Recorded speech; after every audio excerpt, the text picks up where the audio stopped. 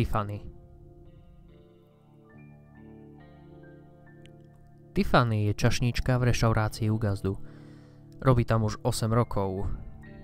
Dosť dlhá doba. Za ten čas ani raz nemeškala do práce. Viem, znie to trochu bláznivo, ale je to pravda. Tiffany. Pekná redheadka s úžasnou postavou, ktorá si nezaslúži robiť takúto podradnú prácu.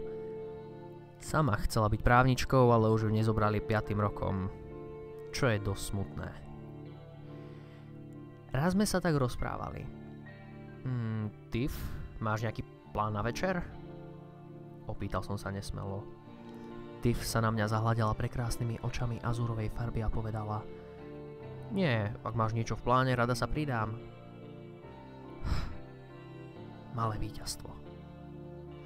Nadýchol som sa... pozývam ťa do kina. Čo tak večer o 8:00?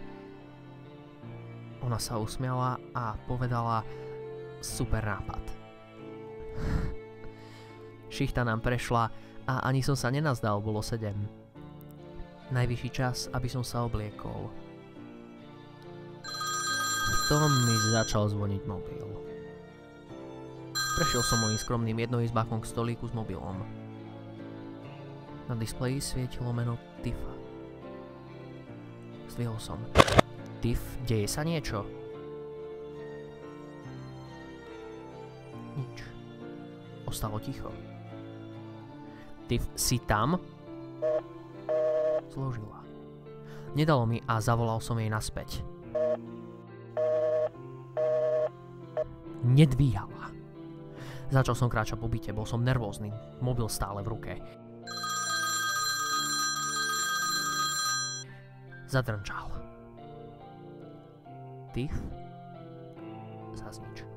Tiff, toto nie je vtipné. Ak si chceš zo mňa strieľať, nech sa páči, ale čo je veľa, to je veľa. Z telefónu sa ozvalo: Nechoď nikam. Bolo to povedané pološeptom, ale bolo z toho cítiť obrovský strach. Zložil som. Nevedel som, čo si mám myslieť. No, asi je zase nadratá a robí si prdel. Prebehlo mi hlavou. Po dlhom uvažovaní som prešiel k baru, zobral fľašu, otvoril ju a po 2 rokoch bez alkoholu som sa napil. Pocítil som hrejivý účinok tejto legálnej drogy a po niekoľkých ranných dúškoch som zaspal.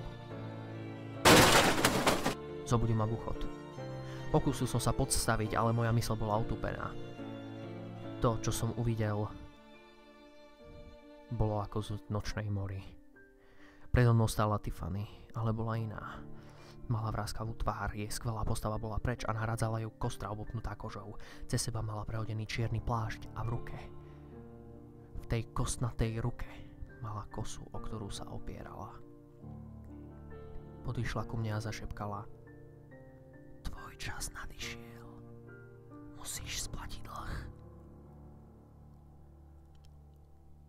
Moje telo sa nikdy nenašlo. A o Tiff už nikdy nikto nepočul.